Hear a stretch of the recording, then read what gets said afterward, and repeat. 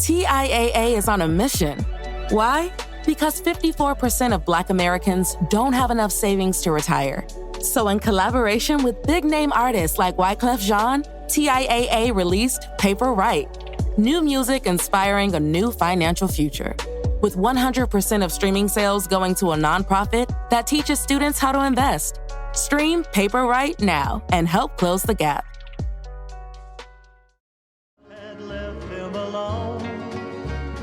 The Waco History Podcast is sponsored by Brotherwell Brewery on historic Bridge Street in Waco.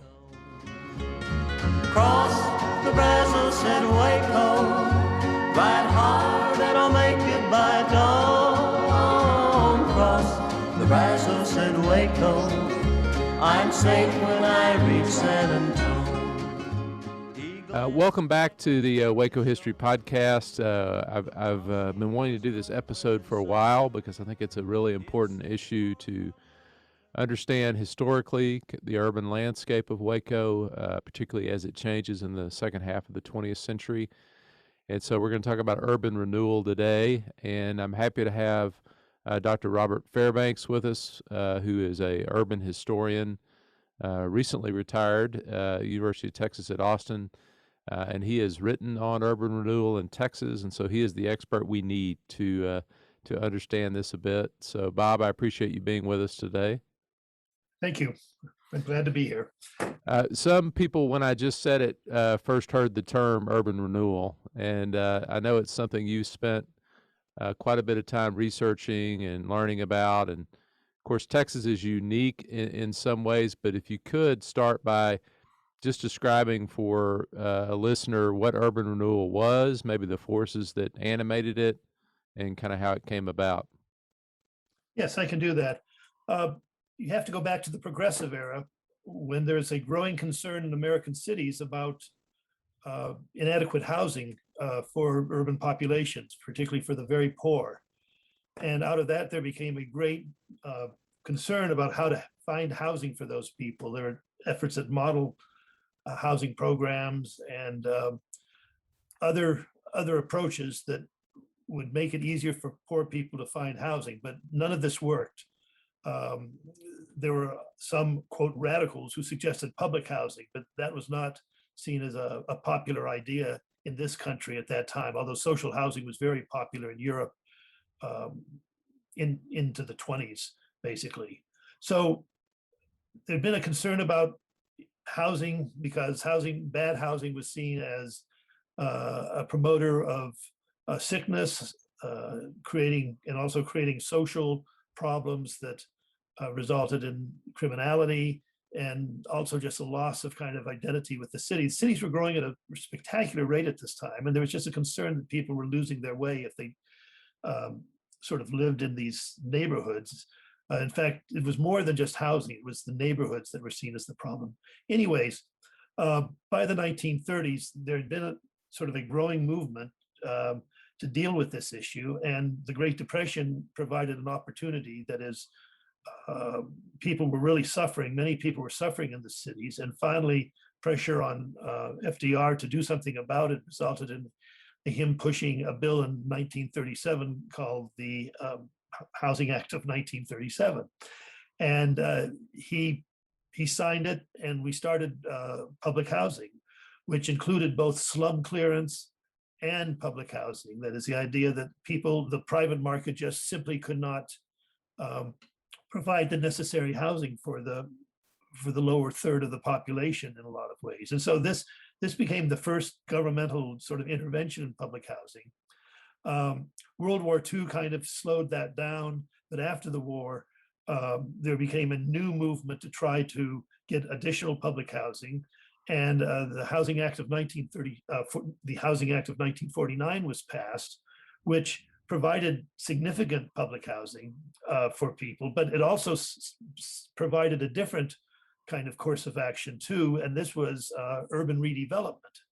A lot of business people were very upset about the decline in their downtowns as a result of both the Depression and the war, in which building was limited. And so they wanted more than just housing for people. They wanted the government to come in and provide money to buy up land that was blighted and also occupied by, and sometimes occupied by poor people, and build either nicer apartments for them or build other structures that could be used to make the downtown attractive. This was a policy that got a lot of criticism because it really didn't address public housing as much as it should have. But by 1954, when Eisenhower became president, his response to all of this was he appointed a committee. And the idea was we shouldn't just get rid of slums, but we need to prevent housing from becoming slums. And so he was willing to support the Housing Act of 1954, which created urban renewal as we know it today. And there were several aspects to urban renewal. One was the continued, the attempt to get rid of the very bad slums in cities.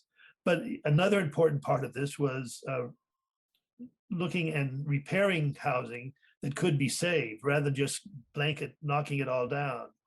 And this was viewed as a way of providing housing for people without destroying their old housing, basically. And the rehabilitation sort of emphasis became a strong part of the Housing Act of 54. It also created some other things that hadn't been around before, and that was in order to participate in this program, cities had to agree to follow out the workable program, which was a program that forced cities to provide and enforce building codes, zoning, housing codes. That is, it created kind of a background. So if you're going to have housing, it has to be good housing now.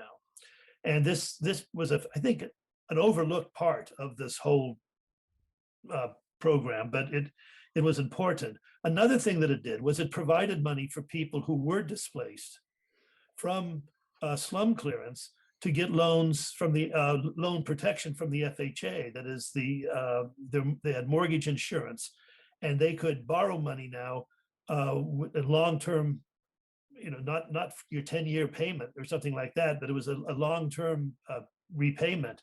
And this provided them more opportunities, not only to, if they are displaced, to find housing, but the other problem or the other issue was if they had a house that needed repair, they could get long-term loans. And so this became kind of part of the Housing Act of 54. And it was used, again, it was sometimes historians just conflate both the 49 Act and the 54 Act, but they really are wrong because it's two different things. So anyway, it's in this setting. Now you notice that I haven't said how this impacts Texas, because Texas had not passed any enabling legislation to allow this to happen. State of Texas, and there wasn't the only state, but it was one of the states that certainly just refused to pass any enabling legislation to allow cities, for instance, to use eminent domain, that is their power to take private property to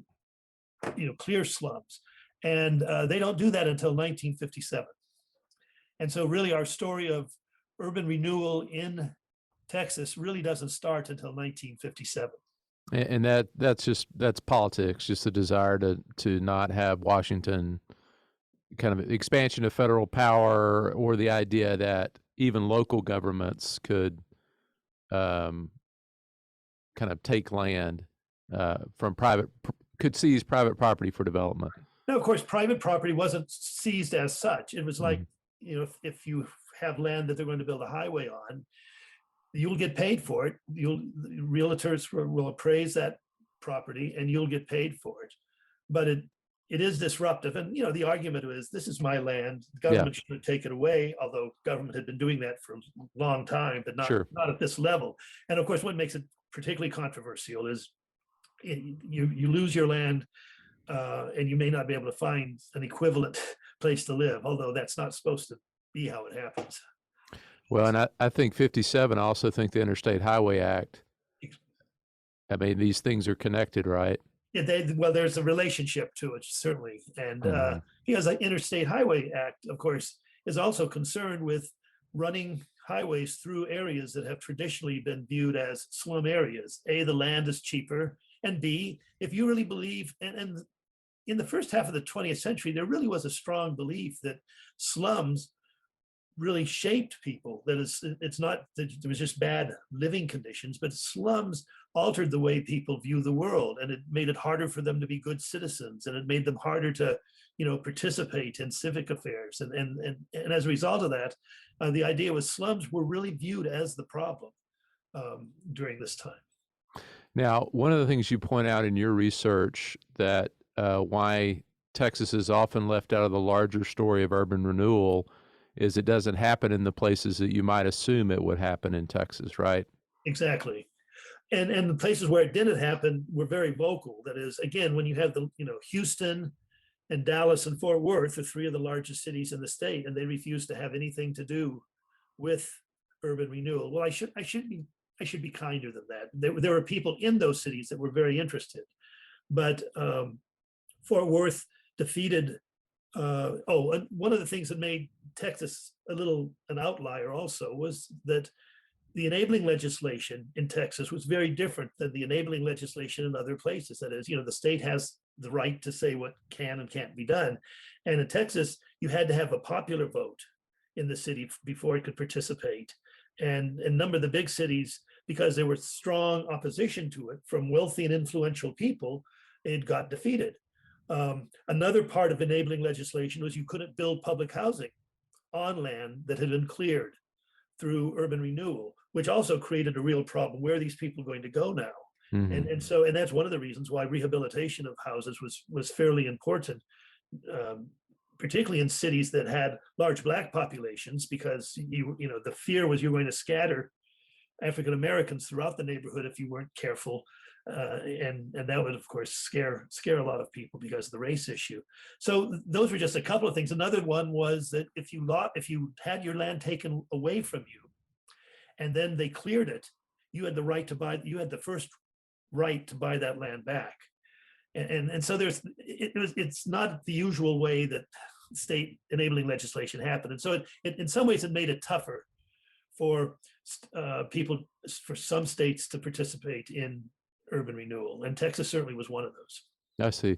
So when you said those elements of enabling legislation, those were those elements that were in the Texas state legislation that enabled the federal program? Right. For instance, the Texas state legislature had to give the cities the power of eminent domain for the slum clearance. Mm-hmm. that hadn't happened before.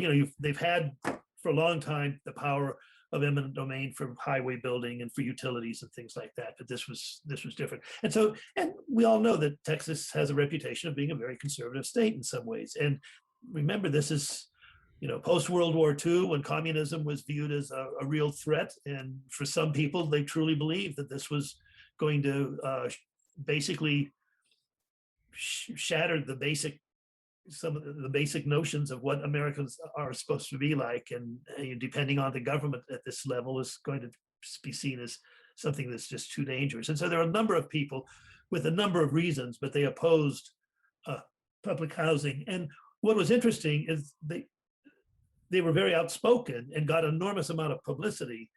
But there have been a couple of examples that in straw polls, the population, for instance, of Dallas would have voted for urban renewal. But the mayor was afraid of controversy, so he didn't even hold the election. So it's a funny story. And what got me interested in places like Waco was simply that I started nosing around and finding out there were a number of Texas cities that were very interested in urban renewal, and a disproportionately high number of them were places like Waco or smaller, that they saw that this was really a chance for them to secure federal money to do things that really needed to be done. And we can talk about that because Waco not only was the largest, had more urban renewal programs in Texas than any other city, but it was really the first city to undertake and achieve urban renewal in the state. Even the Lubbock likes to brag that it was the first one.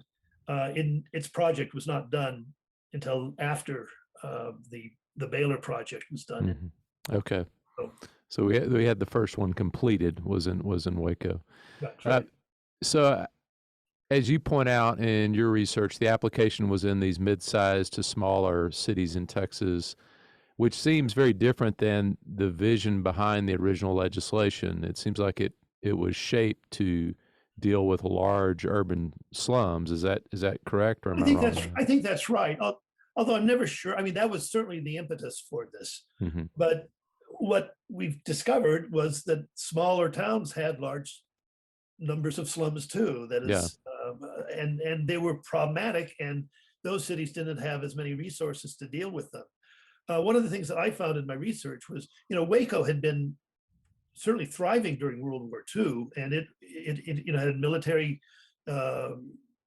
camps around it. It had agriculture was going well then, but what happens is that after World War II, things start to kind of get dicey, and that has to do with a number of things.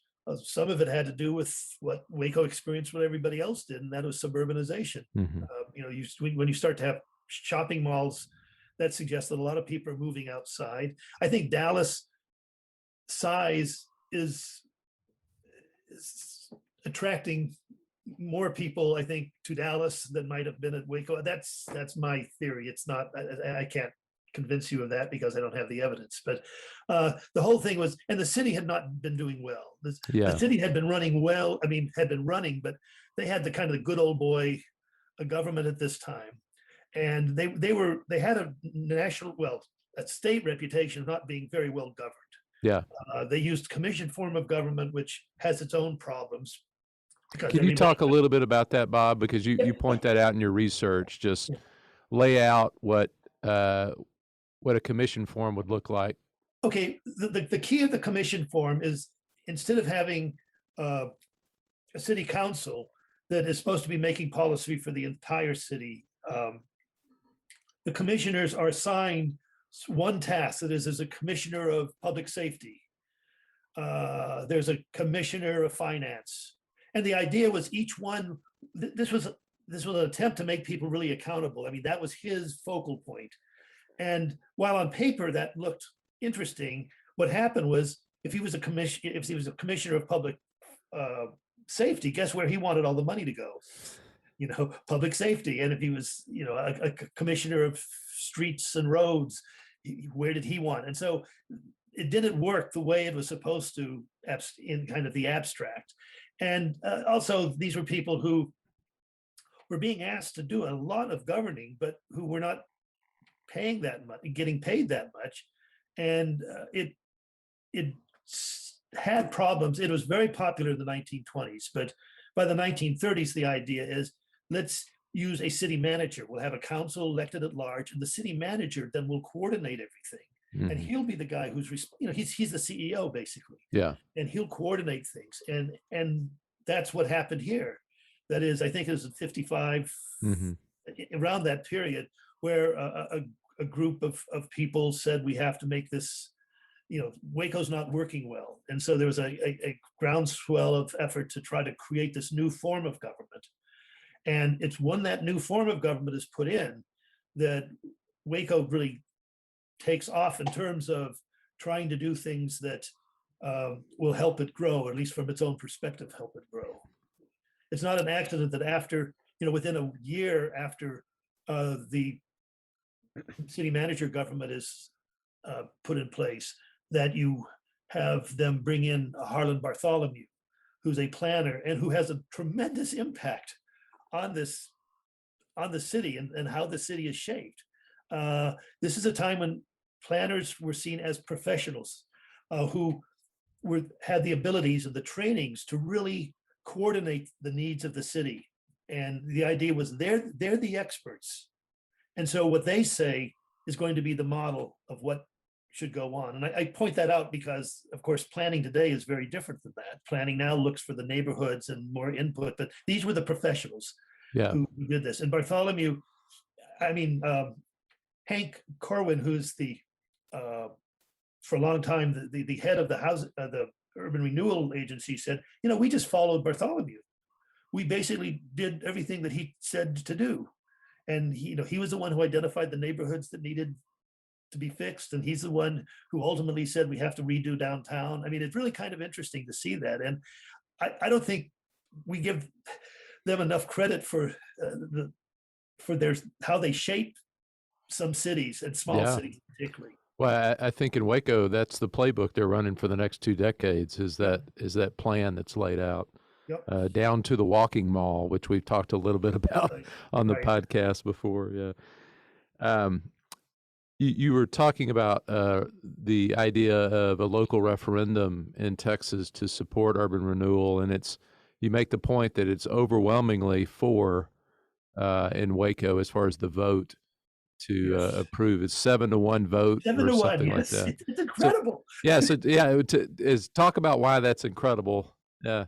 Well, it's incredible because Waco at this time, at least, had maybe before the brought in Bartholomew, but Waco had a reputation of being a conservative city. You know, with the Baptist school here, you kind of identified the people at the regional federal urban renewal center were just shocked when they started getting applications for this. But if we think about it, it makes more sense. You know, first of all, you have businessmen who are concerned about what's going on, particularly, you know, if you're located in downtown, property taxes are declining. And of course, that's critical for city infrastructure and things like that. And then, of course, you have the Baylor issue, which is Baylor is attracting large numbers of students after the war, it's GI Bill and all of that. But Baylor has a pretty limited campus.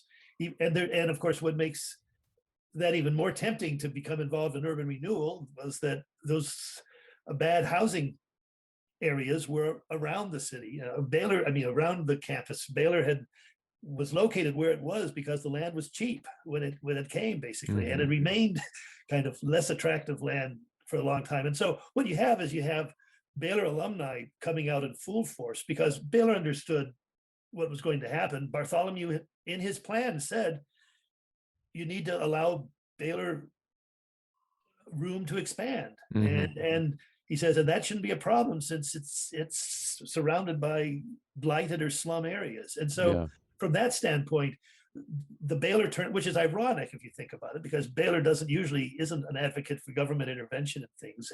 But Baylor had a plan, the city leaders had a plan too, that they saw that this was something that was necessary for the city to grow. And I think that's one thing that happens in a lot of smaller cities who have ambitions of being more successful is that leadership says, look, we're not going to have the resources to do a lot of this. And urban renewal is going to provide resources that really help us in fighting bad housing and in providing more infrastructure. One of the things that we forget is cities who made commitments to urban renewal had to pay 1/3 of the cost. Well, actually, Waco only had to pay 1/4 of the cost because it was smaller than a number of places. But they had to pay 25% of the cost of urban renewal project. Well, how are you going to do that if you're a city? Well, you're going to do that by providing paved roads and sewage systems and utilities and things that you should have done anyways, but you just didn't have the incentive. And now you have the incentive because you have all this other money coming in. And so, that has a profound impact on particularly neglected areas that had needs for these things for years. But now because of urban renewal, they were going to get them because you're going to clear the land and make that land more attractive, in some cases at least. Yeah. There's another kind of historical cross current here in the Waco context, and that's the tornado of 1953. So they're still in this period of, really recovery. In some ways they hadn't even got to rebuilding yet when, the opportunity for federal money to remake, particularly areas that were hit directly by the tornado, that opportunity comes about. And that's important because Bartholomew, who's one of the great planners in planning history, or at least one of the well-known ones, and he did a lot of planning in Texas, is very concerned about downtowns. I have a quote here somewhere, or I've seen a quote at least, that he was saying that in order to be a successful city, you have to have the heart of the city being healthy.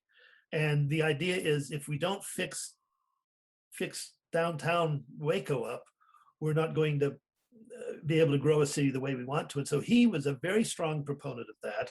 I think he encouraged the convention center. And of course, he was influenced by Victor Gruen and some other people who said, you know, the automobile's the problem of downtown. And if people can have access to downtown by parking on the fringes and then walk, and then, you know, so get rid of the square and come up with something that's more amenable to pedestrians. And Bartholomew was the guy who he suggested this early on.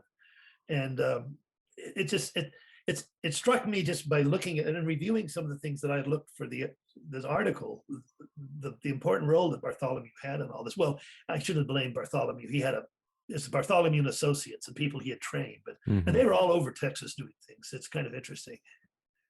Yeah, for people that are listening, I think it's useful, particularly if you're on Baylor campus, to think of kind of Mars McLean Gymnasium on campus as kind of the end of where campus was at the time. And so now if you think about, you know, what becomes Baylor's frontier as being a fairly densely developed neighborhood down to the river, it's really remarkable because you don't see any markers on the landscape now to indicate that there were neighborhoods there. Right. That is right. And those were neighborhoods. Some of those neighborhoods, some of the housing in the first project they would pass housing codes. They were in pretty good shape. Now, a lot of them weren't. And that's the problem. When you identify an area for redevelopment, you will call it a slum area, even though there's some healthy housing. And so there are some very upset people who lost, you know, their homes basically through this. I mean, if they had, you know, they were going to be paid for them. If they were homeowners, if they were renters, they weren't going to get paid for it, although they would be given relocation efforts. But leaders of the Black community were very upset that might have been more in Riverside, but they were very upset about what was going on because the president of the Black College Paul Quinn, you know, was very vocal about, you know, this was done without any consultation of African-American leadership or African-Americans. This was just, again, done from Bartholomew's office, basically. And you know, he was very critical of that. Others suggested that, you know, these were just efforts to make sure that African-Americans, well, there were a couple of things that were going on here. There's one when the Jefferson Project was being done, which was in a very kind of rough area anyways, and had lots of really bad housing. But the idea was, I guess, with the new high school that was being built, they were saying this was an attempt, you know, they were doing this, but they were going to keep African-Americans out of the school now. And there are all sorts of accusations. So not everybody was happy with this, and there are good reasons. I know that there's been some a documentary, I think, about Sandtown. Yeah.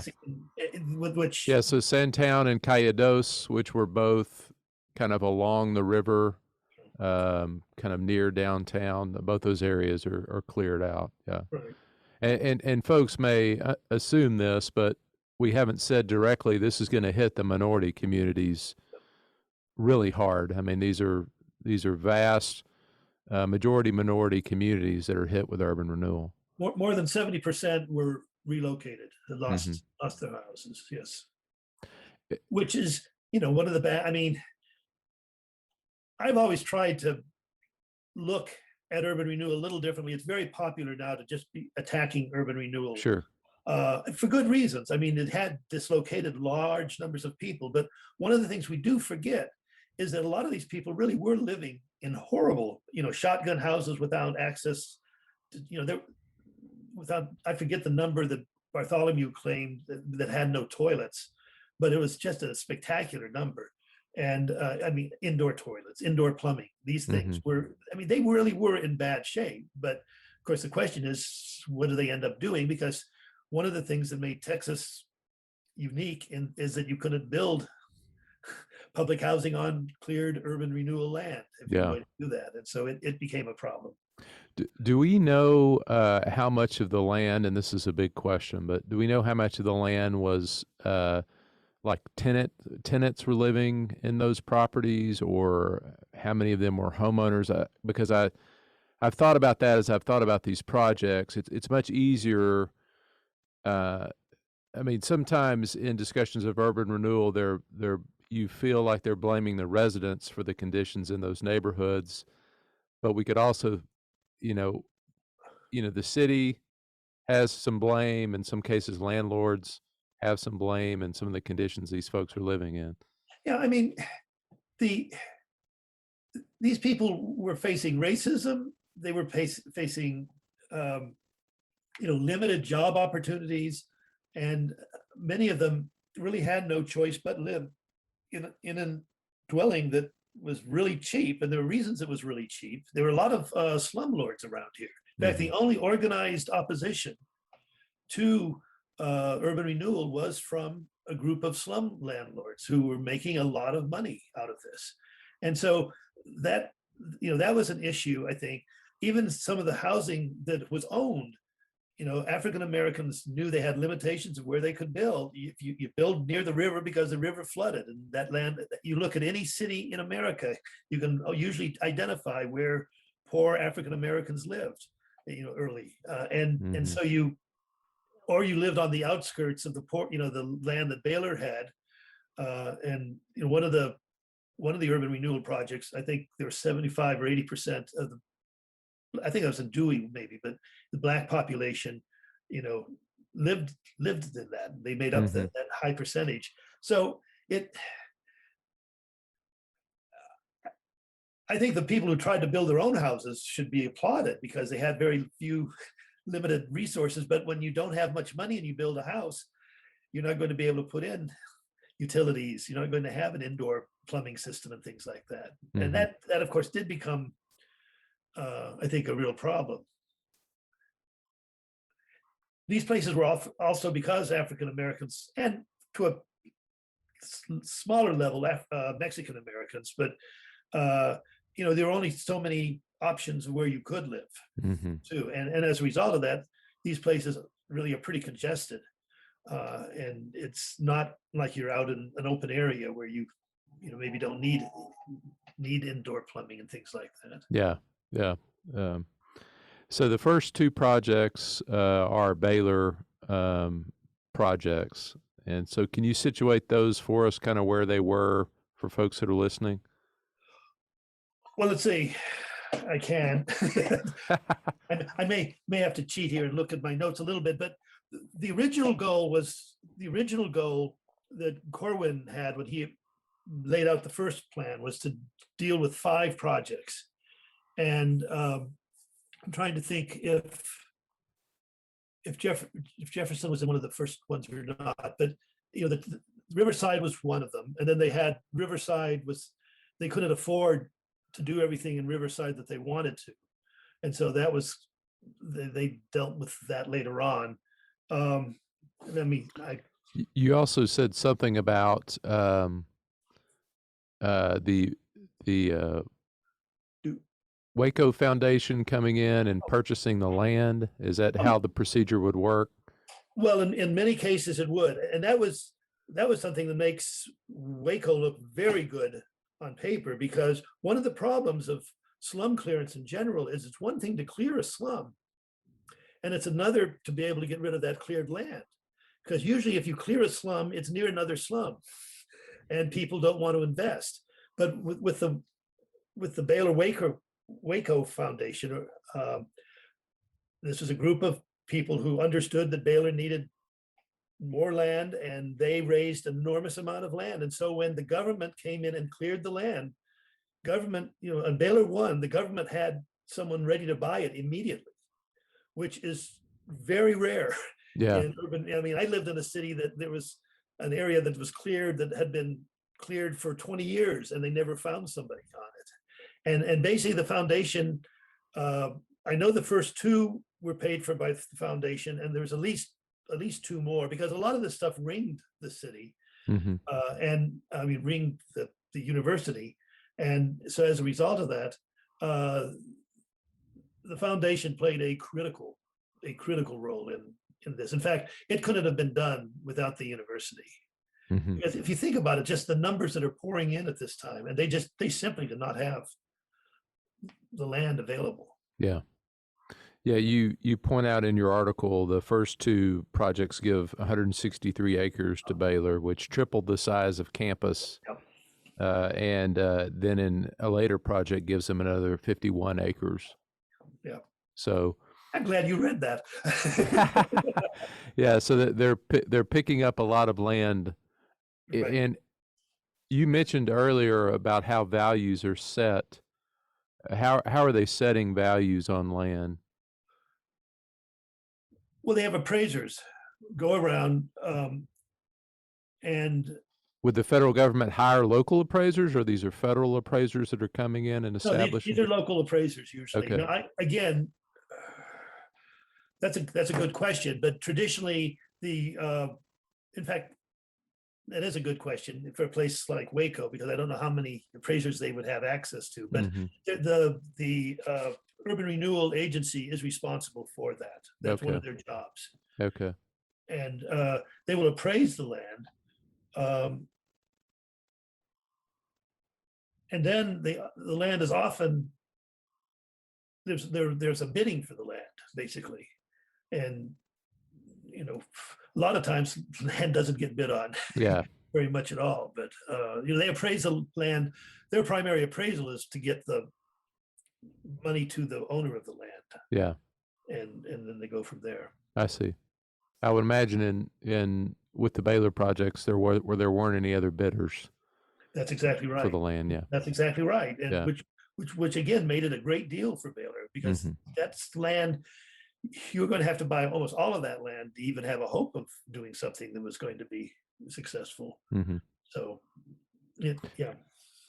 You point out there are going to be 9 projects in Waco, which seems an inordinately high number of. It's incredible. And in fact, I was reading something, and when they decided to include the Model Cities project there, they were claiming there were 10, but technically Model Cities is different. That urban renewal is over by the time Model City appears. But it's an amazing number for a town that size, basically. And it says something about the leadership of Waco at this time. You can be critical of maybe the priorities of, you can be critical of downtown because it didn't make it the way it was supposed to. But at the time, there was just this enormous amount of excitement. And I remember the person who replaced Corwin ultimately bragged and said, "This is the best urban renewal program in the country. We have it right here." And in some ways, in terms of timing, it would probably be in one of the top ones. I mean, you have bigger ones, clearly. The hemisphere, of course, was built with urban renewal money and things like that. And Austin did some strange things with their money, completely moving black neighborhoods away. But having said that, Waco was incredible for the size of the city to do what it did. Yeah. I mean, one of the reasons I would assume they continued to pursue the program is particularly the downtown area just can't get traction during this period. The long recovery. When I talk about downtown Waco and what downtown Waco looks like, they always talk about the tornado, and I bring up urban renewal to talk about what kind of reshapes that landscape. But they just struggle with getting traction because they are dealing with suburbanization and Right.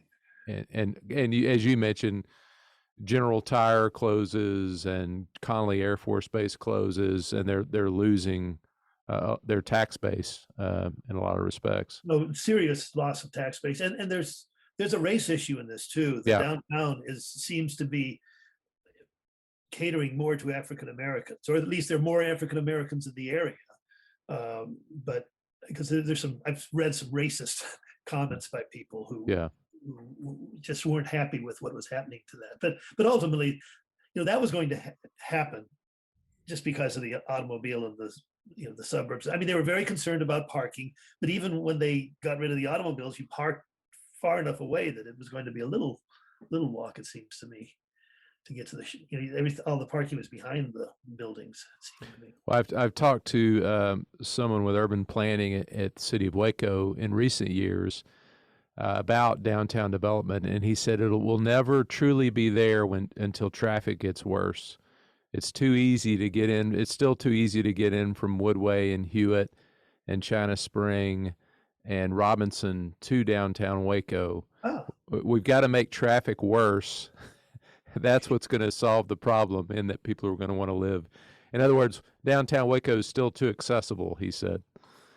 well, that's interesting. Yeah, I thought it was an interesting I'm not, take on it. Yeah. yeah, that is an interesting take, I think, Yeah. because of course, historically, the automobile was that was the evil. That's right. and- That's right. and too much traffic and stuff like that. Yeah. But I would think the campus would have some impact on that too, but.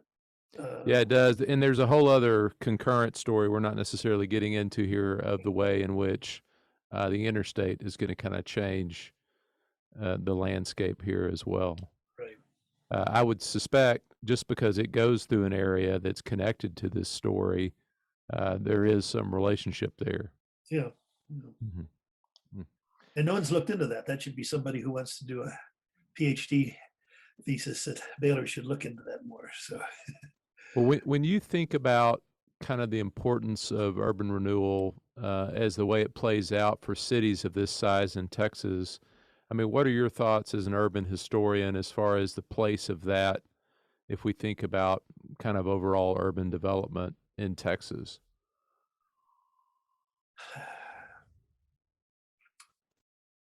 I think it did play a role in helping small cities and towns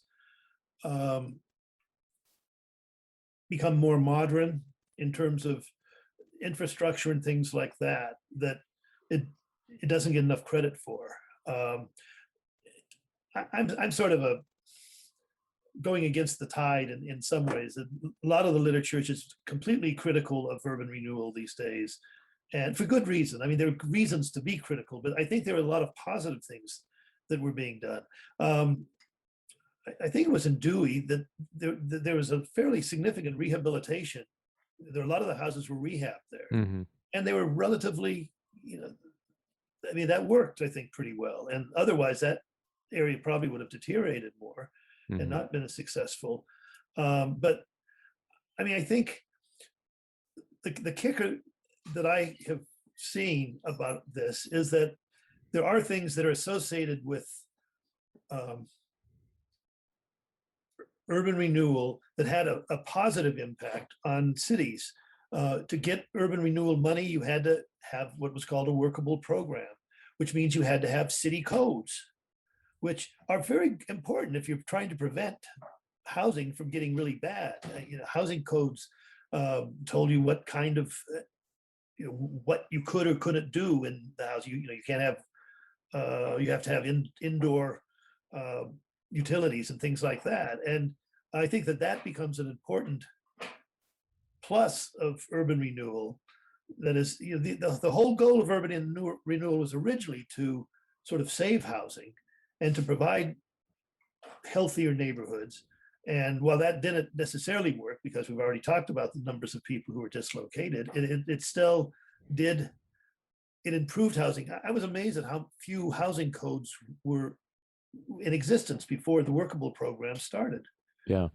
And that's not building codes, but housing codes, telling you, how much space you have to have for each individual who lives in the dwelling and stuff like that. So I think that stuff helped modernize some of the places that were small and weren't going to have the money to do it, I think. But Yeah. if you can get a bunch of money to do, clear something and sell that land, then you might be able to afford this other stuff, which would have, I mean, minorities get hurt a lot, but it's known fact that minority neighborhoods are neglected because of infrastructure needs, and they just don't have the political voice to get the things that they need half the time. Or they don't even have the money to bring in infrastructure, which often is done by cities when they are doing urban renewal. And so I think that, there's some positive thing about smaller Texas cities that needs more attention. I have a colleague who is doing more work on that right now. We're going to see how that, well, after his work, we'll see what he has found about things. Well, you mentioned that just what the state of the infrastructure was: dirt roads, substandard, sewage network, just the things that were in place before. Right. You talk a little bit about that, yeah. And parks and things like that, playgrounds for kids that you might not have had before. Yeah. And of course, schools play a major role in this too. So there's cities don't get schools funded by urban renewal, but again, if you've been needing a school for a long time, building a school is a pretty good way of taking care of your one-fourth price tag that you have to provide for urban renewal. And so what I'm saying is, what urban renewal did is it forced cities to do things that they might not have, they had been putting it off for years, and now they had an opportunity to really benefit from it. And it seems to me that was particularly important for smaller cities. Yeah.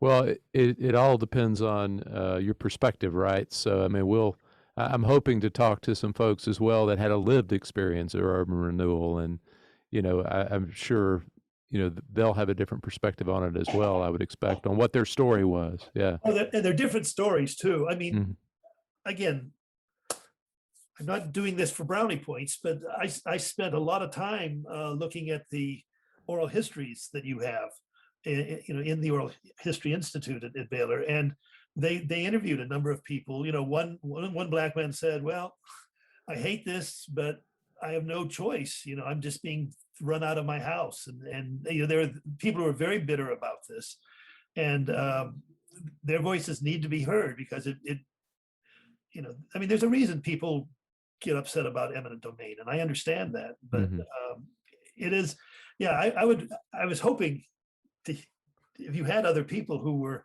involved in this, in terms of the dark side of what was going on. Yeah.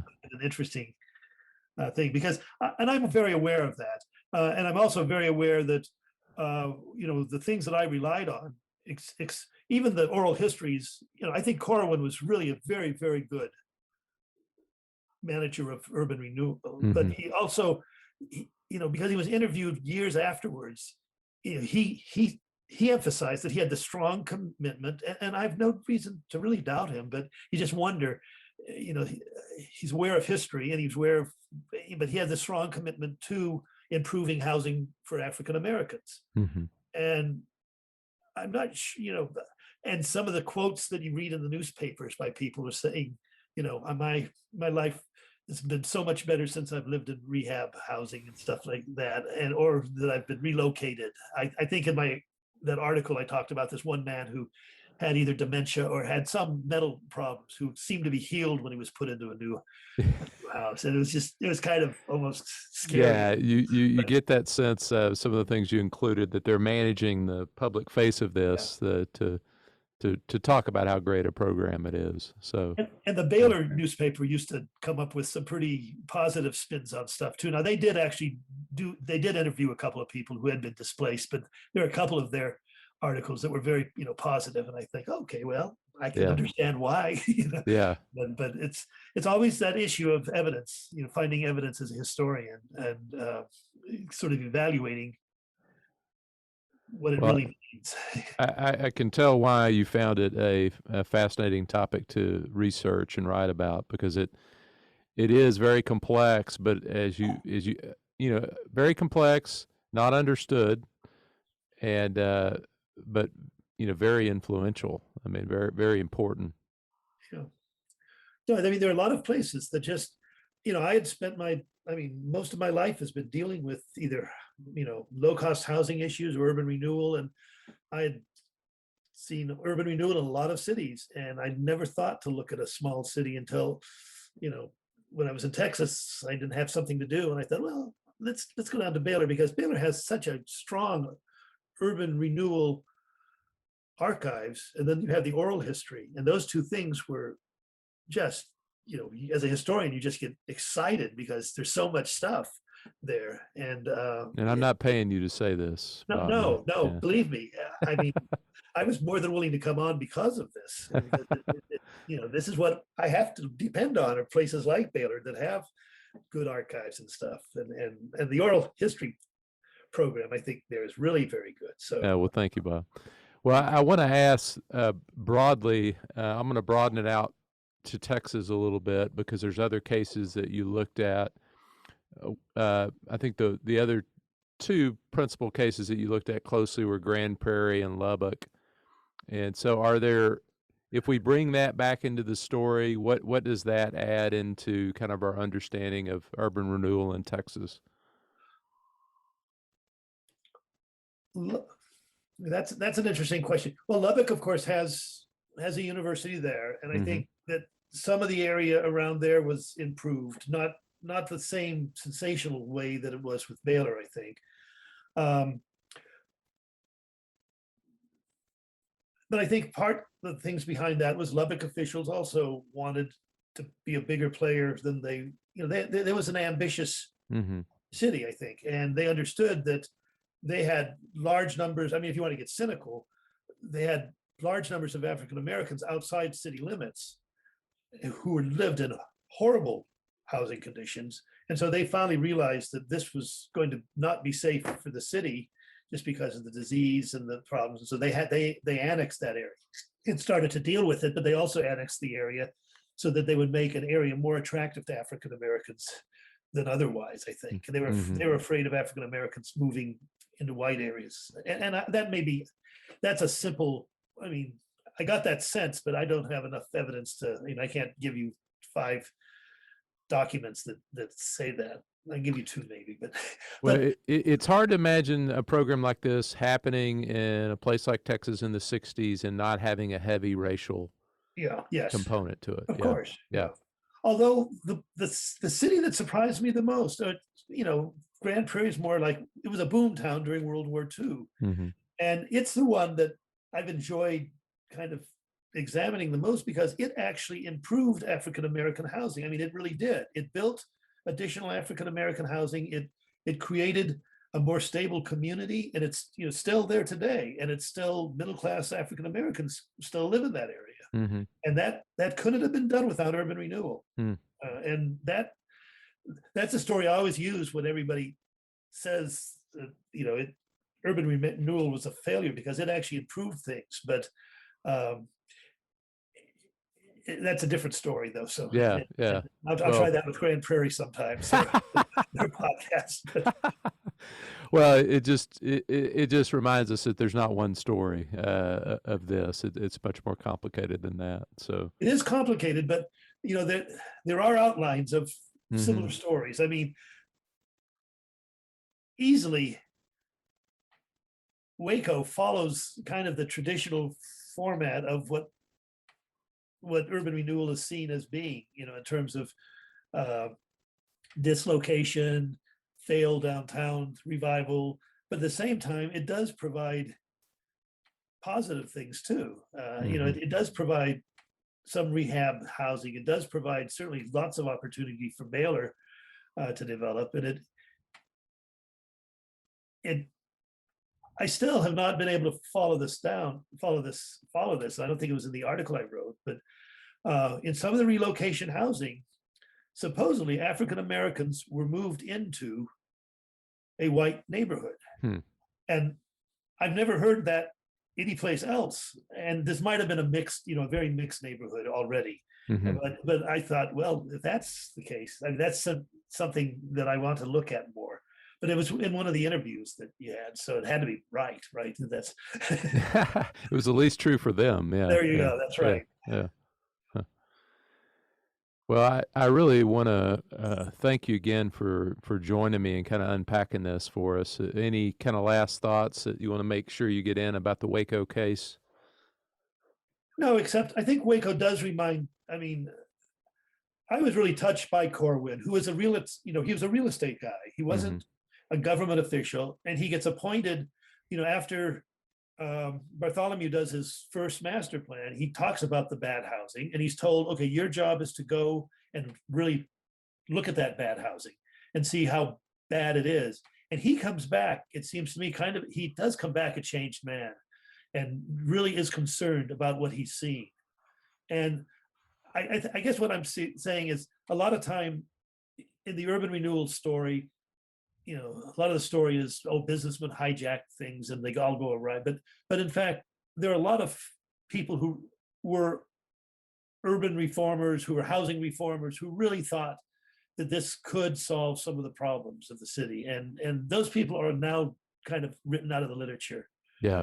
I did interviews with a attorney that was on the commission, and he talks about going into areas of town that he had never been in before and just being shocked by conditions of things 2 blocks over from places he was familiar with. Yeah. And I think that, we forget that there was a reason for slum clearance. And particularly, I always find it interesting that the initial literature on urban renewal kind of celebrated it. But that was in kind of this mindset that the community, the larger whole was important. That is, the city the health of the city was an important thing. And now we live in a world of individualism in which, and legitimate, for African Americans, their rights have been trounced on. But the Bartholomew planners were concerned about the complexity of the city and wanted to try to deal with all of it. And that mindset isn't with us in the 21st century now. It's more about individual rights and things like that. And so it's affected the literature, I think, significantly, which I find kind of telling about the world we live in now. Yeah. But, well, I think it's best when we kind of look at all aspects of it. And I think you've helped us with that today. So I really appreciate it. Very good. Yeah. Okay. Well, I've enjoyed this. So it's been good to talk about it. I will maybe do a follow-up when you're downtown. When you can come to town, when you come to Waco sometime. We don't have to do this remotely, but I really appreciate you joining me today. Okay. Very good. Cross the Brazos and Waco, ride hard and I'll make it by dawn. Thanks for listening to the Waco History Podcast. Like what you heard? Subscribe, rate, and review our show on iTunes so we can reach more listeners. You can find show notes and info on every episode at wacohistorypodcast.com, and more info on Waco's past at wacohistory.org. Our theme music, used with permission, is Cross the Brazos at Waco, performed by the late Billy Walker. For more info on Billy's music, go to billywalker.com. Thanks for listening. We'll see you next time.